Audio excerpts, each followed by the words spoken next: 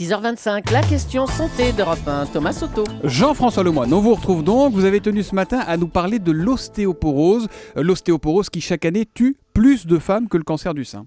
Oui, c'est un message que l'on a assez peu entendu dimanche lors de la journée mondiale, mais parmi les maladies silencieuses, qui sont nombreuses, la plus insidieuse, une des plus insidieuses pour moi, c'est indiscutablement l'ostéoporose. Alors comment peut-on expliquer assez simplement ce qu'est l'ostéoporose, Je Jean-François? vais essayer de faire simple. Alors l'os, c'est une matière vivante dont la solidité résulte de l'équilibre subtil entre deux types de cellules, celles qui solidifient et les autres qui éliminent les parties molles et mortes et donc les fragilisent.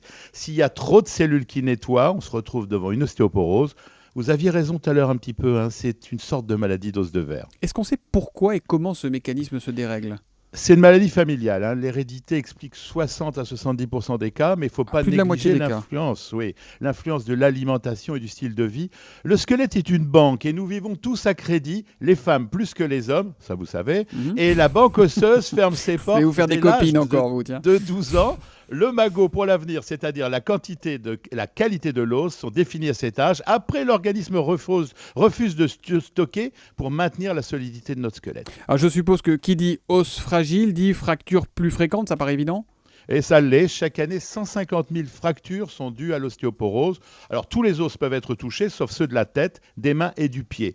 Et les os les plus atteints par l'ostéoporose sont ceux du poignet, des vertèbres, et le plus redouté, c'est le fémur, car synonyme de 20% de mortalité à 1 an. Je le répète, c'est une vérité implacable, trop souvent ignorée. L'ostéoporose tue plus de femmes que le cancer du sein chaque année dans Vous notre nous pays. parlez, vous répétez de ce chiffre, c'est l'ostéoporose qui tue plus de femmes que le cancer du sein. Est-ce à dire que l'ostéoporose est une maladie exclusivement féminine? Presque, elle touche simplement 10% des hommes. En revanche, elle atteint 30 à 40% des femmes à la ménopause et plus de la moitié de celles de plus de 75 ans. En effet, la diminution de la sécrétion des hormones féminines entraîne une perte osseuse rapide de près de 30% dans les 10 ans qui suivent la ménopause, c'est-à-dire 3 à 4 kilos d'os. C'est impressionnant. Un des problèmes avec cette maladie, docteur, c'est qu'elle agit, qu'elle évolue, qu'elle avance en silence, bien évidemment, et bien avant que les premières fractures arrivent. On se rend compte de rien. Oui, il n'y a pas de symptômes qui peuvent alerter avant la fracture. Alors, pour connaître l'état des os, il existe un examen indolore qui s'appelle l'ostéodensitométrie. Et on sait la traiter, cette maladie? On sait faire ça, docteur?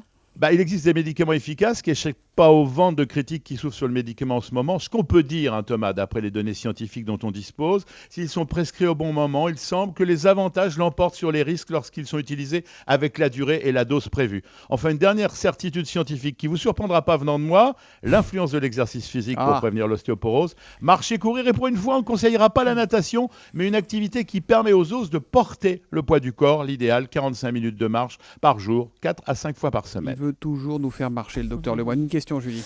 Alors, est-ce qu'on doit proposer cet examen, l'ostéodensitométrie, à toutes les femmes?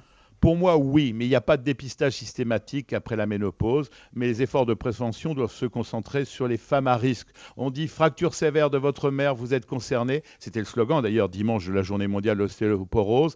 Les associations de malades réclament une ostéodensitométrie systématique après la ménopause, remboursée par l'assurance maladie. C'est actuellement pas le cas. Merci, docteur. À demain matin sur Europe 1. Europe 1, 6h28, dans 2 minutes, le journal de Maxime Souitet.